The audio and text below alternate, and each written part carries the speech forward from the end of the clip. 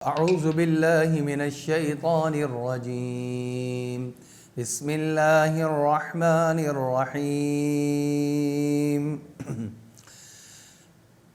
تلک الجنة التي نورث من عبادنا من كان تقیا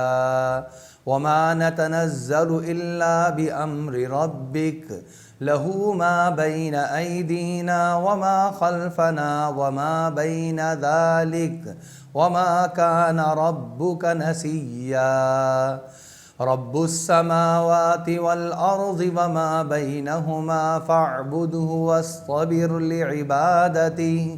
هل تعلم له سميا صدق اللہ العظیم۔ میرے معزز سامعین کرام اور رفقاء کرام، ہمارا آج کا درس قرآن سورہ مریم کی 62 نمبر آیت مبارکہ سے شروع ہو رہا ہے اور یہ چلتے چلتے 65 نمبر آیت مبارکہ پر اس کا اختتام ہو رہا ہے۔ اس آج کے درس میں پچھلے والے درس کے ساتھ انتہائی مطابقت ہے اور اس کے ساتھ یہ جڑا ہوا ہے۔ پچھلے درس میں جو آیات ہم نے مطالعہ کی تھیں اس میں اللہ رب العزت کی طرف سے ہمیں 2-3 ہدایات آئی تھیں۔ پہلی ہدایت یہ آئی تھی کہ دیکھو تم لوگ، یہ انبیاء علیہم السلام جتنے گزرے ہیں یہ وہ لوگ ہیں جن پر اللہ رب العزت نے انعام کیا ہے، اور انعام جن ہستیوں پر ہوا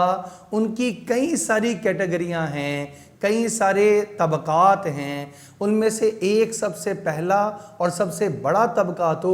حضرات انبیاء علیہم السلام کا ہوا کرتا ہے، اور دوسرا صدیقین کا ہے، پھر شہداء کا ہے، پھر صالحین کا ہے۔ یعنی یہ سارے کے سارے وہ طبقات ہیں، وہ درجات ہیں جو کہ اللہ رب العزت کے احکامات کو پورا کرنے میں لگے رہتے ہیں۔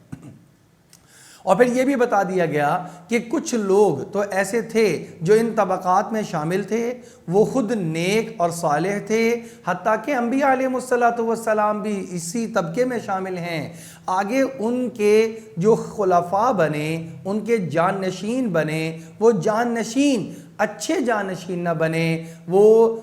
خلف صالح نہ بنے بلکہ ناخلف بنے۔ ایک ایسے لوگ اور ایک ایسی قوم بنی کہ جنہوں نے اضاعوا الصلاۃ، نماز کو ضائع کر دیا، مراد تمام تر عبادات کو پس پش ڈال دیا، اور واتبعوا الشہوات، اور شہوات یعنی من چاہی چیزوں کی اتباع کرنا شروع کر دی۔ یہ ان کا ایک طرز ہو گیا جس کی وجہ سے پھر وہ لوگ، بے شک ان کی نسبتیں اعلیٰ تھیں، ان کے آباء و اجداد انتہائی اعلیٰ لوگ تھے، لیکن ان سب چیزوں کے باوجود اللہ رب العزت کی نظروں سے وہ گر گئی، اور ان کا اللہ کے ہاں ذرہ برابر بھی کوئی درجہ اور رتبہ باقی نہ رہا۔ یہاں سے ایک بات سمجھ میں آتی ہے کہ انسان اپنے ذاتی اعمال کی بنیاد پر ہی اللہ کا پسندیدہ بن سکتا ہے یا ناپسندیدہ بن سکتا ہے۔ ایسا نہیں ہو سکتا کہ آدمی یہ سوچے کہ چونکہ میرے والد بہت نیک تھے لہٰذا ان کی نیکی اتنی کافی ہے کہ میرے لیے بھی کفایت کر جائے گی، مجھے اب نیک اعمال کرنے کی ضرورت نہیں ہے۔ تو یہ اس کی غلط فہمی ہے۔ اس دنیا میں رہتے ہوئے جس طرح ہر ایک انسان کو اپنے اپنے حصے کی روٹی کھانی پڑتی ہے، پانی پینا پڑتا ہے، اگر پیاس لگے، بھوک لگے تو کھانا کھانا پڑتا ہے، اگر اس کو لباس کی ضرورت ہے تو خود لباس پہننا پڑتا ہے، اسے چلنے کے لیے پیر نہ جلیں اپنے حصے کے جوتے خود پہننے پڑتے ہیں۔ کوئی ایک چیز بھی ایسی نہیں ہے کہ وہ خود نہ کرے بلکہ اس کا بڑا یعنی اس کے والد کر لیں، والدہ کر لیں یا اولاد کر لے، اور اس کو اس کا اثر پہنچ جائے، فائدہ اس کو پہنچ جائے۔ اس طریقے سے دنیاوی اعتبار سے کوئی چیز نہیں ہے۔ جب دنیاوی اعتبار سے یہ بات ہے کہ جب بھوک لگے گی تو والدہ کے کھانے سے اس کا پیٹ نہیں بھرے گا، اولاد کے کھانے سے اس کا پیٹ نہیں بھرے گا، پیاس لگے گی تو خود پانی پینا ہی پڑے گا، گرمی سردی سے اپنے آپ کا بچاؤ خود ہی کرنا پڑے گا۔ ایسا نہیں ہو سکتا کہ ایک آدمی کہے کہ چلو میں تو دھوپ کے موسم میں چھاؤں کے اندر پنکھے کے اندر بیٹھ جاتا ہوں اور میرا جو ہے اولاد ہے وہ سامنے دھوپ کے اندر ہی رہے، میں یہاں بیٹھا ہوں تو میرے بیٹھنے کی وجہ سے میری اولاد کو بھی فائدہ پہنچ جائے گا۔ ہر ایک کو خود کام کرنا پڑتا ہے۔ بعینی یہ دین بھی ایسا ہے، ہر ایک کو اپنے حصے کی نماز خود ادا کرنی پڑے گی، ہر ایک کو اپنے حصے کے نیک اعمال خود ادا کرنے پڑیں گے۔ ایسا نہیں ہوگا کہ نماز والد پڑھے اور اجر و ثواب اولاد کو پہنچ جائے، روزہ بیٹا رکھے اجر و ثواب والد کو پہنچ جائے، اس طریقے سے نہیں ہے۔ یہ انسان کو بنیادی اعمال اپنے خود کرنے پڑتے ہیں۔ ہاں ایک بات اور ہے، وہ یہ ہے کہ اثرات پہنچ جاتے ہیں۔ اگر کوئی آدمی نیک عمل کرتا ہے اور اس کے نیک عمل پر قائم ہونے میں کسی اور آدمی کی مدد اور معاونت ترغیب بھی شامل ہے، تو اللہ رب العزت اتنی غیرت والے ہیں کہ اللہ رب العزت نہ صرف اس کو اجر و ثواب دیتے ہیں، بلکہ جو اس کا معاون اور مددگار بنا اس کو بھی اس کا اجر اور ثواب اس میں برابر کا شریک کر دیتے ہیں۔ شریک ہونے کا مطلب یہ بھی نہیں ہے کہ ایک ثواب ہے اس کے حصے کیے جائیں گے، یہ تو دنیا میں ہوتا ہے، آخرت میں یہ نہیں ہوتا۔ آخرت میں اللہ اور دین کے معاملے میں اللہ رب العزت جو سخی ہیں اور تمام کائنات کے شہنشاہ ہیں، بادشاہ ہیں، ان کے ہاں یہ معاملہ نہیں ہے۔ ان کے ہاں تو عطا اور کرم اور جود کا معاملہ ہے، وہاں تو دین ہے جو اللہ رب العزت اپنے شایان شان نصیب فرماتے ہیں۔ چنانچہ وہاں پر یہ معاملہ ہوتا ہے کہ جتنا اس نماز پڑھنے والے کو ملا اتنا ہی پورا اجر و ثواب، اس کے ثواب میں کمی کیے بغیر جو اس کے لیے ترغیب دینے کا باعث بنا کہ کسی نے اس کو سمجھایا نماز ادا کیا کرو، نماز فرض ہے، یا والد جس نے بچپن سے اس کی تربیت کی اور اس کو چلاتے یہ بیچارہ پیچھے کو ہٹتا تھا، وہ پھر محبت سے اس کو آگے بڑھا لیتے تھے، ترغیب دیتے نماز کا عادی بنا دیا۔ والدہ نے اس کو روزے کا عادی بنا دیا، والدہ نے بچیوں کو نماز کا عادی بنا دیا، والد اور والدہ نے بچوں کو سچ بولنے کا عادی بنا دیا، امانت داری سے زندگی گزارنے کا عادی بنا دیا۔ تو یہ جو کام ان لوگوں نے کیا ہے، بہرحال اس کا اجر و ثواب جو اولاد نیک اعمال کرے گی ان کو بھی جائے گا۔ لیکن یہاں پر بھی یہ بات سامنے انتہائی ضروری ہے کہ یہ کافی نہیں رہے گا کہ بچہ نماز پڑھ رہا ہے اس کو نماز پہ لگا دیا تو میری نماز کافی ہو جائے گی۔ اپنے حصے کی نماز کا فریضہ خود ہی ادا کرنا پڑے گا۔ ہاں اجر و ثواب کئی جگہ سے اس کو آ سکتا ہے۔ مثال کے طور پر اس دنیا میں ایسے لوگ موجود ہیں جو کہ ایک نماز کا وقت آتا ہے، وہ نماز پڑھ کے فارغ ہوتے ہیں، ان کے نامہ اعمال میں صرف ان کی ایک نماز ہی کا اجر و ثواب نہیں لکھا جاتا، بلکہ ان کی ترغیب سے سینکڑوں لوگ دنیا میں ایسے موجود ہوتے ہیں جنہوں نے یہی ظہر کی نماز ادا کی ہے۔ ان تمام لوگوں کا اجر و ثواب ان کو تو ملے گا ہی، اور ان کے ثواب میں کمی کیے بغیر اس داعی کو بھی ملے گا، اس بلانے والے اور ترغیب دینے والے کو بھی ملے گا جس نے ان مسلمانوں کو ترغیب دے کے نماز کے اوپر قائم کیا تھا۔ ایک استاد قرآن پاک خود پڑھتا ہے، اس کو اجر و ثواب ملتا ہے۔ ایک استاد وہ ہے جو کہ بچوں کو آگے پڑھا دیتا ہے اور یہ بچے آگے پڑھتے ہیں اور اس سے آگے پڑھاتے ہیں، ایک سلسلہ جاری ہے۔ ایک استاد اپنی زندگی میں موجود اور اس کے کئی ہزار شاگرد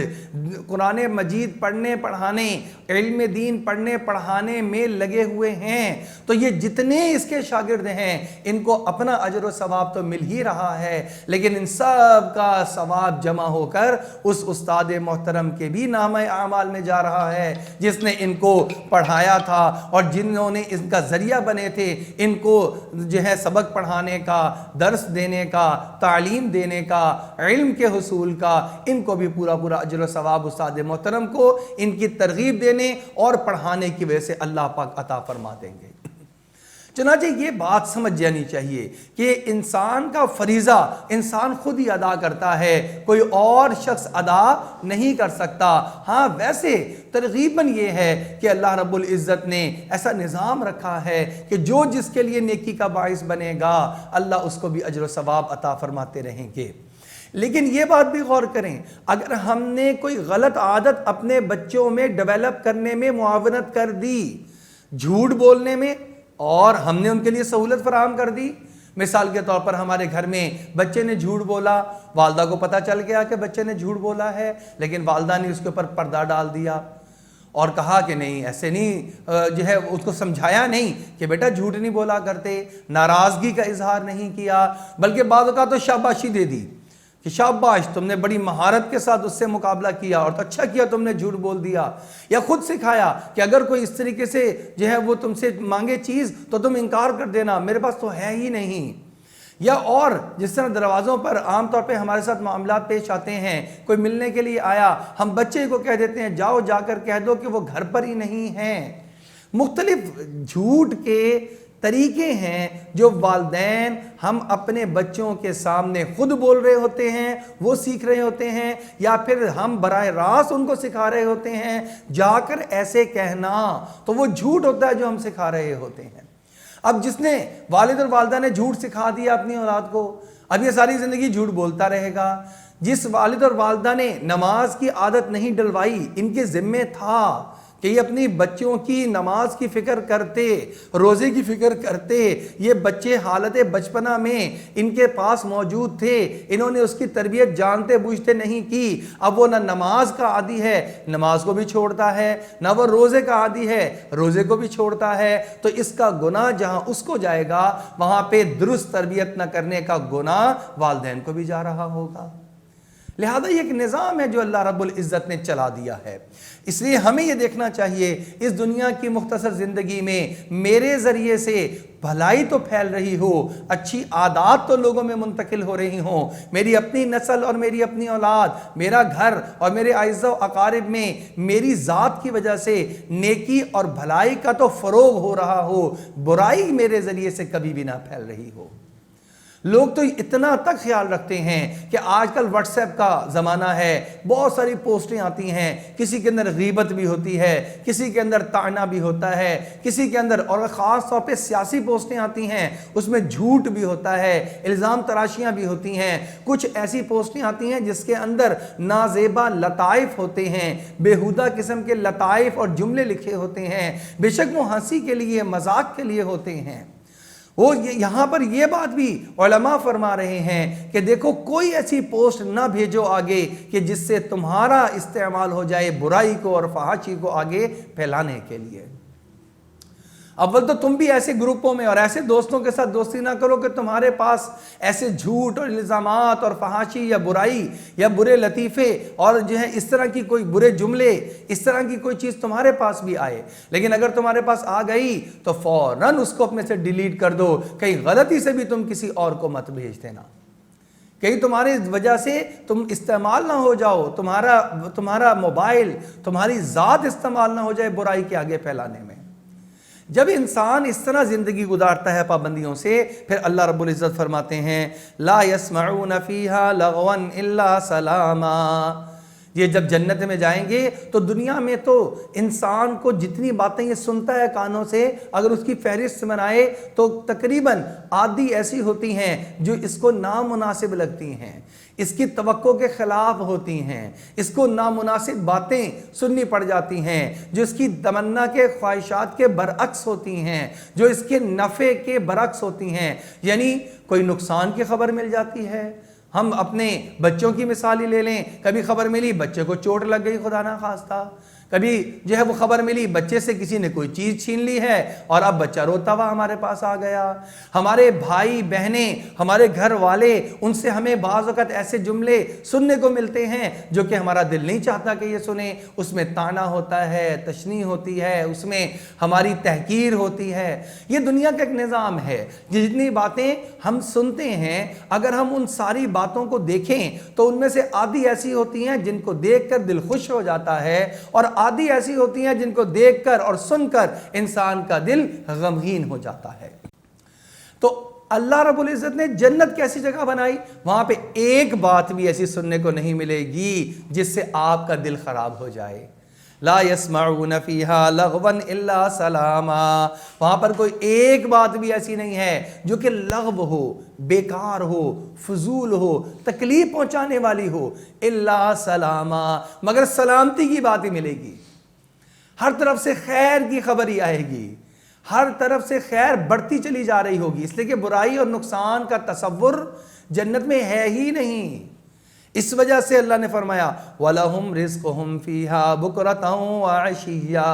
اور پھر ان کو وہاں پر صبح و شام رزق دیا جا رہا ہوگا۔ یہ رزق کئی طرح کا ہو سکتا ہے۔ ایک تو ہمارا جسمانی رزق، وہاں پہ جسم کو خوراک کی ضرورت نہیں ہوگی، اپنی خوشی سے کھائے گا، بھوک نہیں لگے گی۔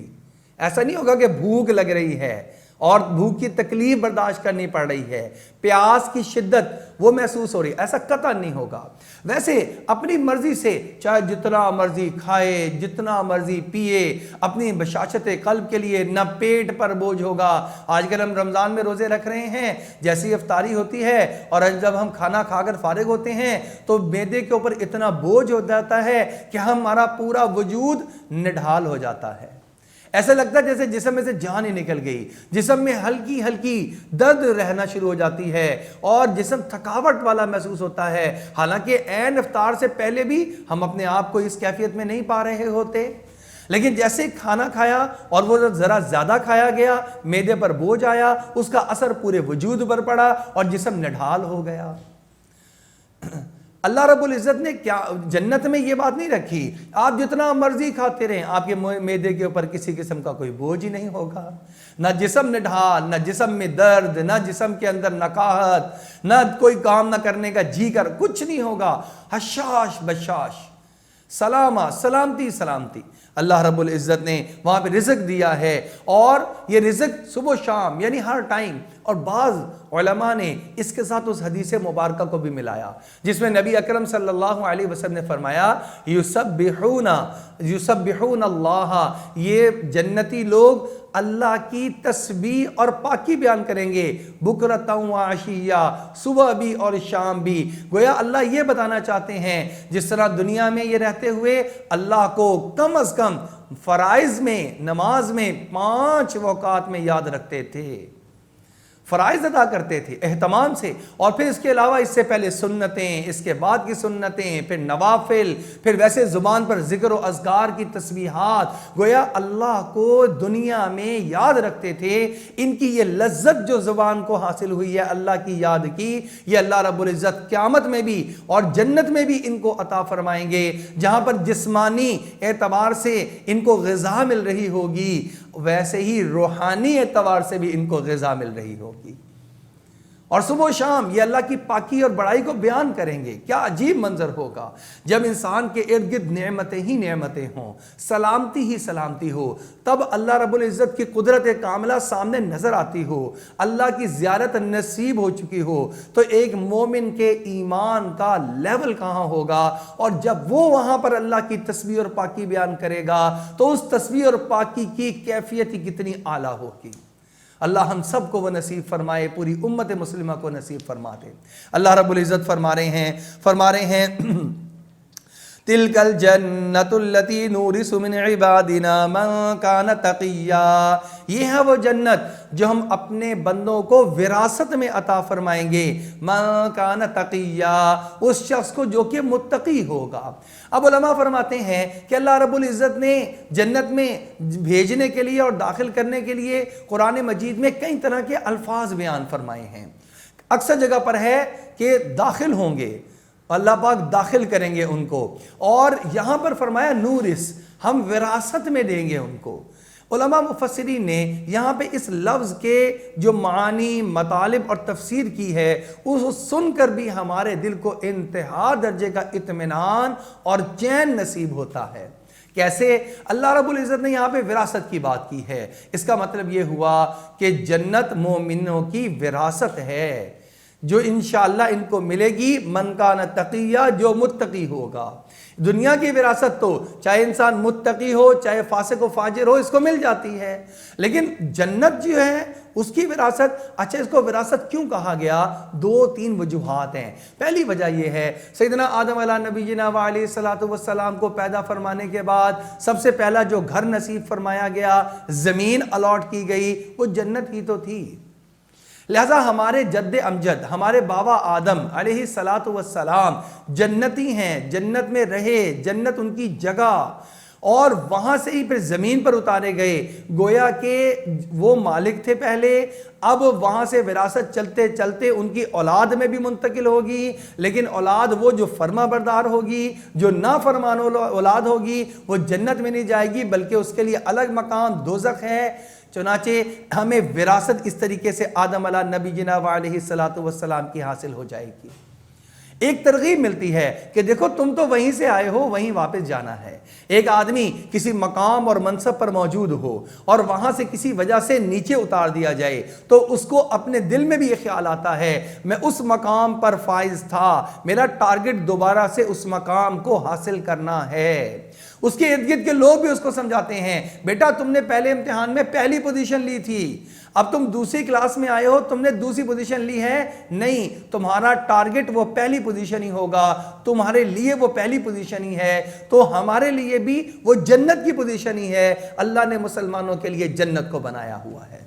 اور اس کے علاوہ ایک اور وجہ بھی لکھی گئی کہ وراثت کیوں کہا گیا، اس لیے کیونکہ وراثت ایک ایسی چیز ہے کہ جب وراثت کے ذریعے سے کوئی مال، کوئی زمین، کوئی مکان کسی کو ملتا ہے تو یہ سب سے زیادہ ملکیت کے اعتبار سے مضبوط ترین چیز ہوتی ہے.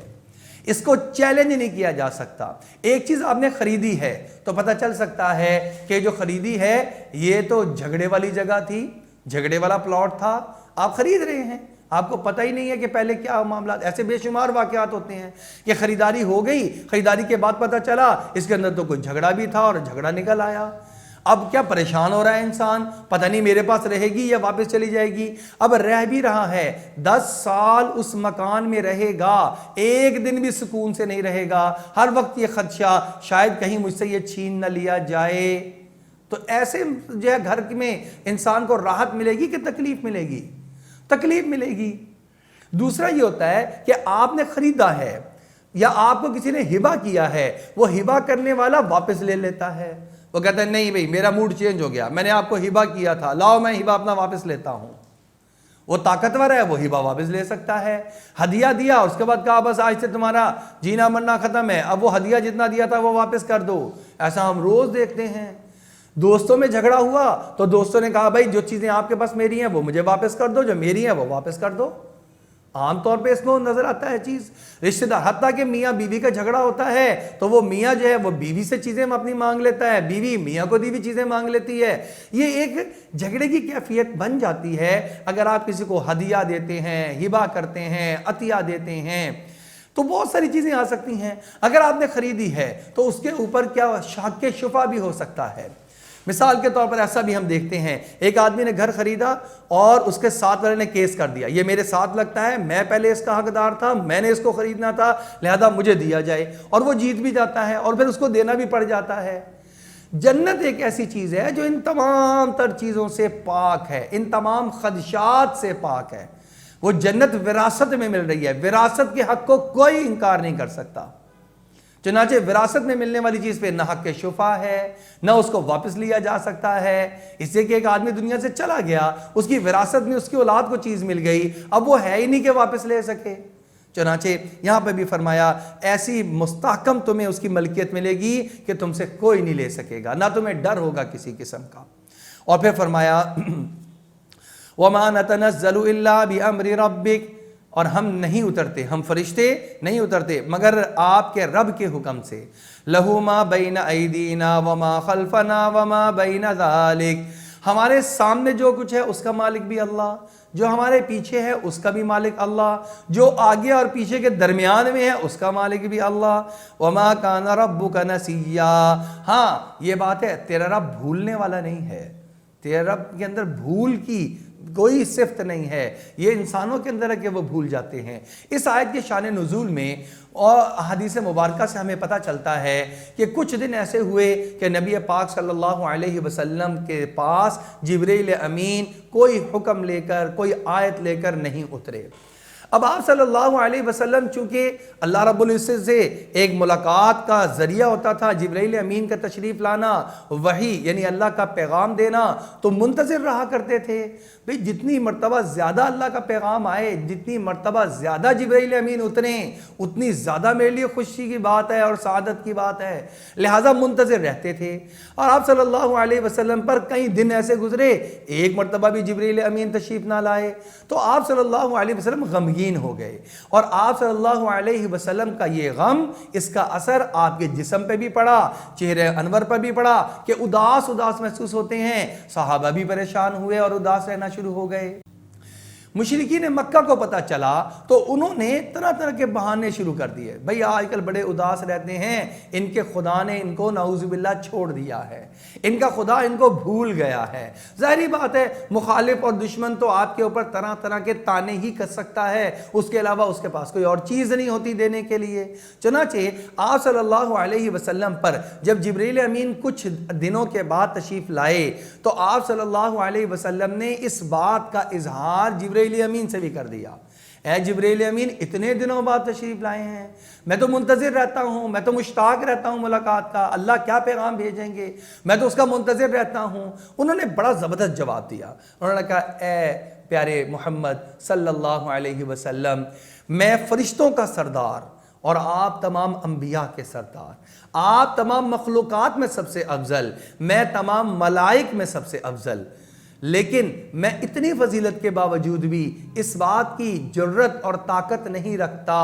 کہ میں اپنی مرضی سے کوئی بھی قدم اٹھاؤں، میں حتیٰ کہ میں اپنی مرضی سے نیچے اتروں اور آپ سے ہی آ کے ملاقات کر لوں، مجھے اس بات کی بھی اجازت نہیں ہے، کیونکہ میں بے شک تمام فرشتوں میں افضل ہوں، لیکن ہوں اپنے اللہ کا غلام اور بندہ اپنے آقا کے حکم اور اجازت کے بغیر ایک قدم بھی نہیں اٹھایا کرتا۔ اور اے نبی پاک صلی اللہ علیہ وسلم، آپ اللہ رب العزت کے بعد سب سے بڑے درجے پر فائز ہیں، بعد از خدا بزرگ توئی قصہ مختصر۔ اللہ رب العزت کے بعد اگر کسی کا درجہ رتبہ ہے تو وہ جناب محمد مصطفیٰ صلی اللہ علیہ وسلم کا درجہ اور رتبہ ہے، لیکن اے نبی آپ اتنے بڑے درجے پر فائز ہونے کے باوجود بھی بقایا مخلوقات سے تو سب سے اعلیٰ ہیں، لیکن ہیں اللہ کے بندے اور ہیں اللہ کے غلام، اور غلام اپنے آقا کے حکم اور اجازت کے بغیر ایک قدم بھی نہیں اٹھا سکتا۔ لہٰذا بے شک آپ جتنی ہی خواہش کریں اور میں بھی کتنی ہی خواہش کروں، ہماری خواہش سے کچھ نہیں ہوتا، اللہ کے حکم سے ہوتا ہے۔ اللہ کو منظور نہیں تھا وَمَا نَتَنَزَّلُ إِلَّا بِأَمْرِ رَبِّكَ، ہم نہیں اتر سکتے مگر آپ کے رب کے حکم کے بعد، اجازت کے بعد، اور میرے سامنے اور میرے پیچھے اور جو کچھ اس کے درمیان اور جو کچھ ارد گرد میں ہے، سب کا مالک اللہ رب العزت ہی ہے۔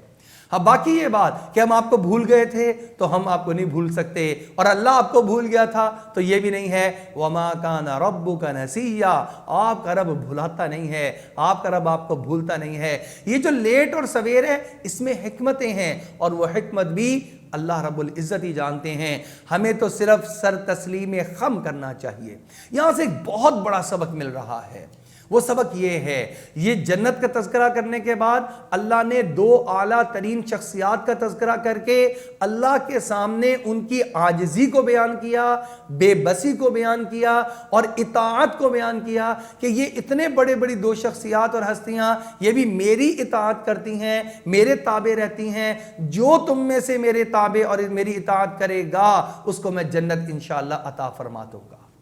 گویا جنت کا تذکرہ کرنے کے بعد جنت دینے کا طریقہ بھی اللہ نے بیان فرما دیا، اور وہ ہے اطاعت۔ اللہ کی اطاعت کرو، اللہ رب العزت نے جنت انہی کے لیے رکھی ہے۔ اور اللہ کی اطاعت کیسے کرنی ہے یہ بتائیں گے ان کے نبی اور پیغمبر، یعنی نبی پاک صلی اللہ علیہ وسلم کی اطاعت کرو، وہ اللہ ہی کی اطاعت شمار ہوگی، اور جو اللہ کی اطاعت کرے گا اللہ اس کو جنت میں جگہ نصیب فرما دیں گے۔ آگے فرمایا رب السماوات والارض وما بینہما، وہ آسمانوں کا بھی رب ہے، وہ زمین کا بھی رب ہے، وما بینہما، اور جو کچھ اس کے درمیان میں ہے اس کا بھی رب ہے، فاعبدہ، پس آپ بھی صرف اسی کی عبادت کیجئے، واصطبر لعبادتی، بلکہ ایک دفعہ عبادت کرنا کافی نہیں، عبادت پر مستقل مزاجی سے جمے رہیے۔ حل تعلم لہ سمیہ، آپ نے کیا کبھی اس نام کا کوئی دوسرا بھی جانا ہے؟ یعنی وہ اللہ رب العزت ایک ایسی ذات ہے کہ ان کے علاوہ اور کوئی لفظ اللہ کا مخاطب بھی نہیں ہو سکتا ہے۔ اس کے علاوہ جتنے نام ہیں، اسی لیے کہا جاتا ہے اللہ کا نام، یہ لفظ اللہ اللہ کا ذاتی نام ہے۔ اس ذاتی نام میں یہ خصوصیت ہے کہ اللہ کے علاوہ اور کسی پہ نہیں بولا جا سکتا ہے۔ اللہ رب العزت نے اس کو اپنے لیے خاص رکھا ہوا ہے۔ اس کے علاوہ جتنے بھی لفظ ہیں وہ کئی اور چیزوں پر بھی بولے جا سکتے ہیں، اسی لیے چاہے ہم انگریزی زبان استعمال کر رہے ہوں تو وہاں پہ گاڈ کہنے کی بجائے لفظ اللہ کا استعمال کرنا چاہیے۔ ہم اگر اردو بول رہے ہوں تو ہم اردو میں بھی، یا فارسی بول رہے ہوں تو اس میں بھی لفظ خدا کی بجائے ہمیں لفظ اللہ بولنا چاہیے۔ یہ فضیلت والا کلمہ ہے۔ ہم فرانسیسی، پرتگالی، ترکش، جو بھی زبان، ملیشین، جو بھی زبان بول رہے ہوں، پنجابی بول رہے ہوں، جو بھی زبان بول رہے ہوں، اس کے اندر جب اللہ کا تذکرہ آئے تو لفظ اللہ بولنا چاہیے، اس لیے کہ قرآن میں اللہ فرما رہے ہیں یہ نام جو میں نے اپنی ذات کے ساتھ خاص رکھا ہے، دیکھو میری طاقت اور قوت، یہ سارے میرا انکار تو کر سکتے ہیں، میرا نام کسی اور کے ساتھ منسوب نہیں کر سکتے، اس لیے کہ میں نے چاہا ہی نہیں، میں چاہوں گا تو یہ کر سکیں گے، میں ان کو اجازت نہیں دیتا، لہذا لفظ اللہ صرف ایک ہی ذات پہ بولا جاتا ہے۔ یہ اللہ کی قدرت کی نشانی ہے۔ اللہ رب العزت سے دعا ہے اللہ رب العزت اپنی ذات اقدس کی عظمت اور بڑائی ہمارے دلوں میں بٹھا کر اس رمضان المبارک اور رمضان المبارک کے بعد کی زندگی کو اپنے احکامات جناب نبی اکرم صلی اللہ علیہ وسلم کے مبارک اور نورانی طریقوں کے مطابق گزارنے کی توفیق عطا فرما دے۔ وآخر دعوانا ان الحمدللہ رب العالمین۔